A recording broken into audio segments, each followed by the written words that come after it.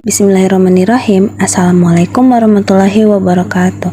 Hai teman-teman, perkenalkan nama saya Nur Aswindar, program studi Manajemen Bisnis Syariah, Fakultas Ekonomi dan Bisnis Islam. Berdirinya saya di sini untuk memenuhi UTS pengantar akuntansi.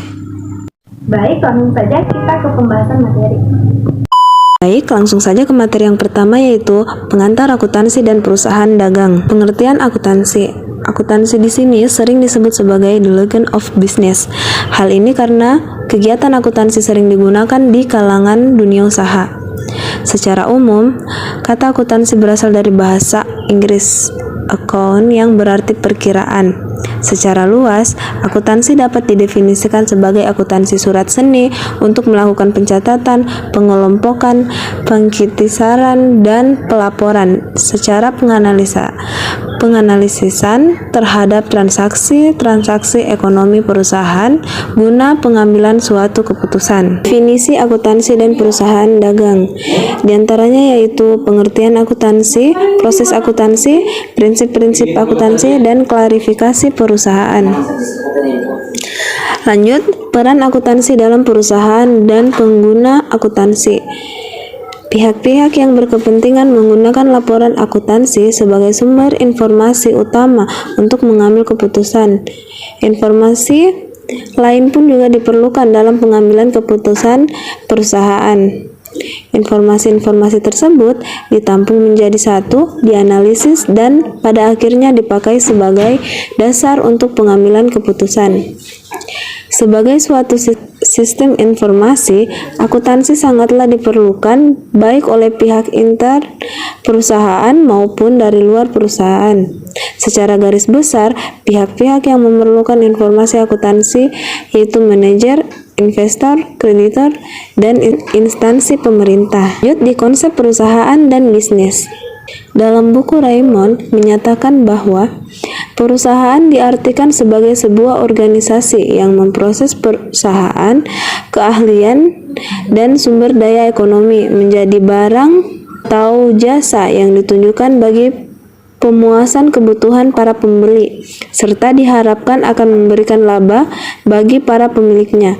Jadi, fokusnya lebih mengarah kepada organisasi, sedangkan konsep bisnis di sini diaturkan sebagai seluruh kegiatan yang diorganisasikan oleh orang-orang yang berkecimpung di dalam bidang perniagaan, yaitu produsen, pedagang, konsumen, dan industri, di mana perusahaan berada, dalam rangka memperbaiki standar serta kualitas hidup mereka.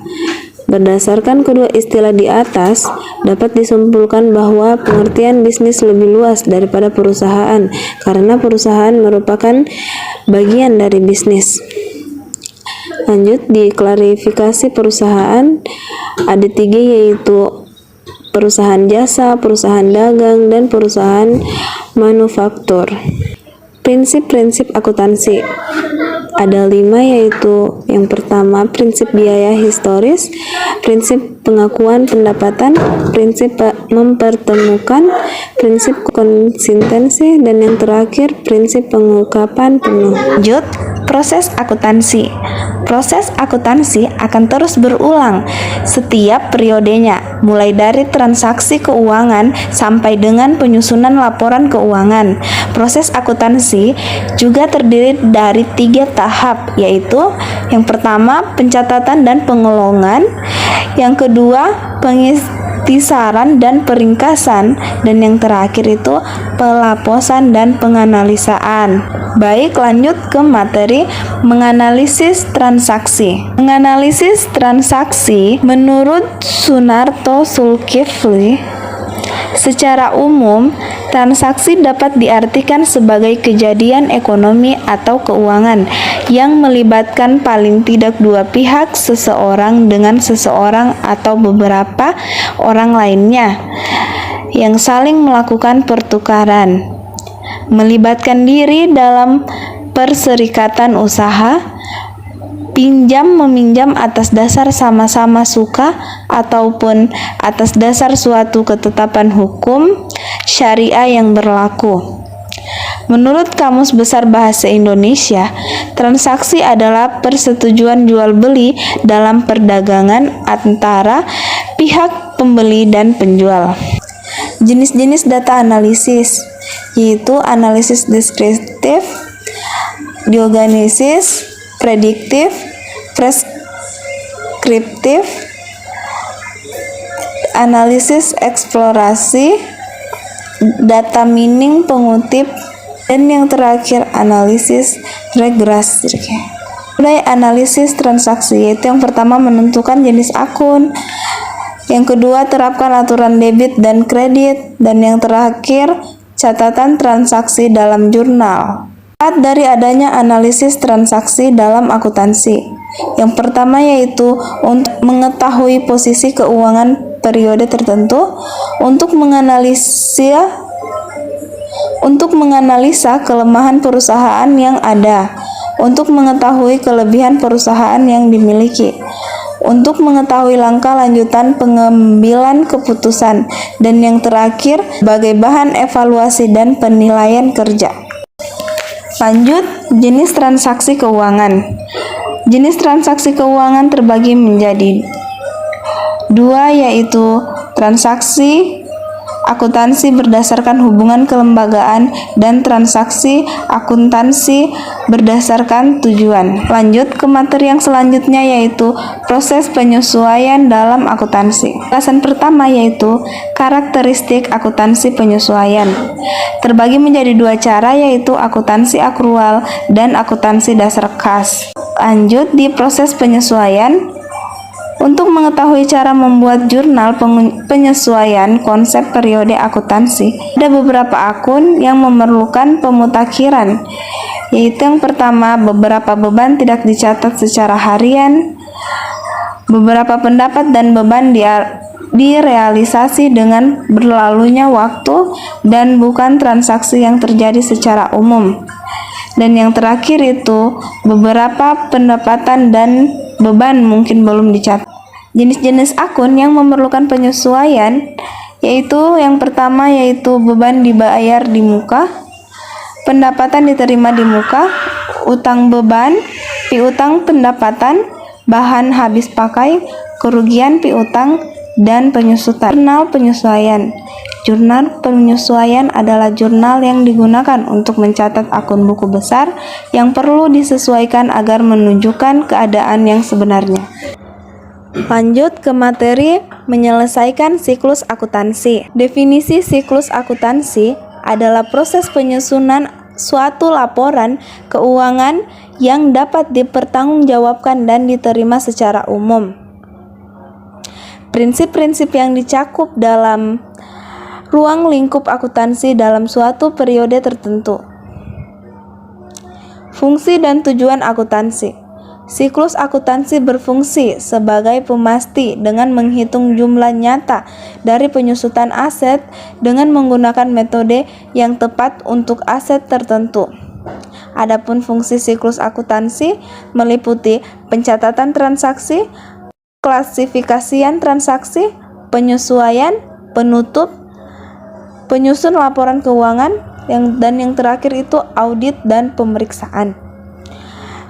Tujuan utama akuntansi adalah mengumpul dan melaporkan informasi keuangan suatu bisnis, juga untuk menjadikan informasi dalam bentuk laporan yang berisi posisi keuangan, hasil usaha, dan perusahaan posisi keuangan. Langkah-langkah dalam siklus akuntansi. Yang pertama itu identifikasi transaksi, merekam transaksi, penyesuaian akhir periode, dan membuat laporan keuangan. Dalam penyelesaian siklus akuntansi terbagi menjadi tiga, yaitu neraca lancur, kedua jurnal penutup, ketiga jurnal balik. Lanjut ke materi yang selanjutnya, yaitu akuntansi perusahaan dagang. Perusahaan dagang adalah perusahaan yang membeli barang dagang dari pemasak dan penjualnya kembali kepada pelanggan tanpa diproses terlebih dahulu atau tanpa diubah bentuknya. Secara garis besar, transaksi perusahaan dagang yang sering terjadi dibagi menjadi 4, yaitu pembelian, pengeluaran kas, penjualan, dan penerimaan. Ciri-ciri perusahaan dagang yang pertama yaitu penempatan utama perusahaan berasal dari penjualan barang dagang. Biaya utama perusahaan berasal dari harga pokok yang terjual serta biaya usaha lainnya. Yang ketiga yaitu tujuan utama perusahaan ialah mencari laba dari penjual barang dagang dengan harga yang lebih tinggi daripada harga belinya. Dan yang terakhir itu terdapat akun persediaan barang dagang dalam akuntansi perusahaan berperan sebagai perantara produsen dan konsumen. Karakteristik perusahaan dagang aktivitas utama berupa membeli, menjual, menyiapkan di gudang, penyimpanan, dan kembali menjual. Kedua, tidak melakukan proses produksi barang. Ketiga, perhitungkan total keuntungan berpatokan dengan total hasil penjualan. Keempat, perusahaan tidak melakukan proses produksi terhadap barang-barang yang dijual. Kelima, barang yang dijual langsung dijual tanpa melalui proses pengolahan atau perubahan sedikit pun. Jenis perusahaan dagang terbagi menjadi dua, yaitu berdasarkan produk yang diperdayakan dan berdasarkan macam konsumen yang terlibat.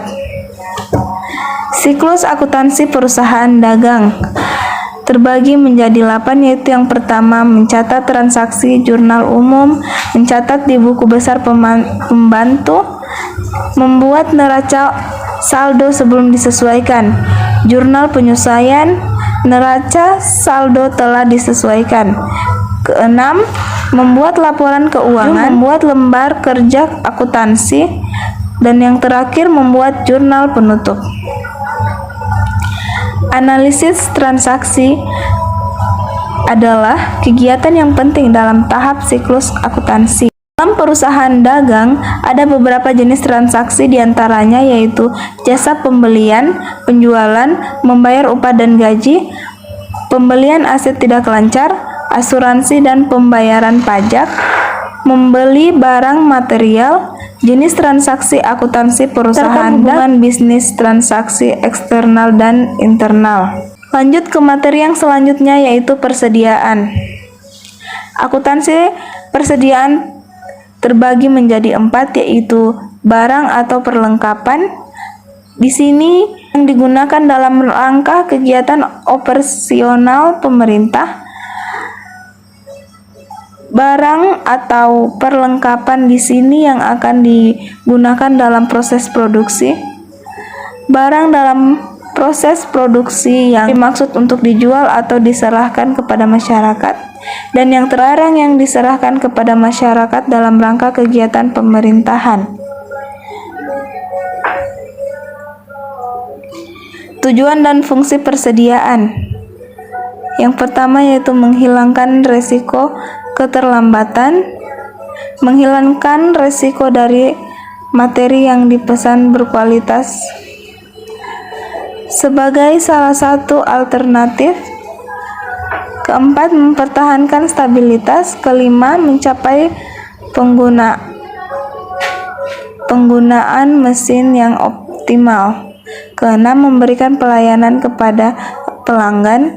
Dan yang terakhir, membuat pengadaan atau produksi tidak perlu sesuai. Fungsi persediaan terbagi menjadi fungsi independensi yang dimana memiliki fungsi agar perusahaan dapat melakukan proses produksi, dan ada juga fungsi ekonomi yang dimana memiliki fungsi agar perusahaan dapat menggunakan seluruh sumber daya yang dimiliki oleh perusahaan dalam menjalankan kegiatan operasional perusahaan.